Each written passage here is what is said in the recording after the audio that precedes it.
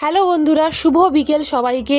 বসন্ত পঞ্চমীর শুভেচ্ছা জানিয়ে আজকের ভিডিওটি শুরু করছি। পুজোর দিন বিকেলে আমি বেরিয়ে পড়েছিলাম সরস্বতী ঠাকুর দেখার উদ্দেশ্যে। তবে শুধু সরস্বতী ঠাকুর নয়, আরও একটা কারণ আছে। কারণ হলো খিচুড়ি খাওয়ার। তো প্রথমে আমি এসেছিলাম Khodambari Union BPH High School, যেটা আমার বাড়ির পাশে। সেখানে এসে দেখলাম চারিদিকের অ্যাম্বিয়েন্সটা খুব ভালো, কিন্তু গেটের এন্ট্রি মুখেই দেওয়া হচ্ছিল খিচুড়ি। খিচুড়ি পরে খাবো, তবে আসো আগে মায়ের মুখটা একটু দর্শন করি। এই দেখো, মা এত মিষ্টি মুখ যে কি বলবো। মানে আমার সরস্বতী ঠাকুর খুবই প্রিয় একটা ঠাকুর। মা সরস্বতী তোমাদের কার কার প্রিয় কমেন্ট করে জানাও। এবার আসো একটু খিচুড়ি খাওয়া যাক। বিদ্যালয়ের ছাত্রছাত্রীরা তারা কিন্তু নিজেদের উদ্যোগেই এই খিচুড়ি পরিবেশন করছিল এবং পুজোর দায়ভার বহন করছিল। এবার আমি একটু খিচুড়ি খাওয়াতে মন দিই।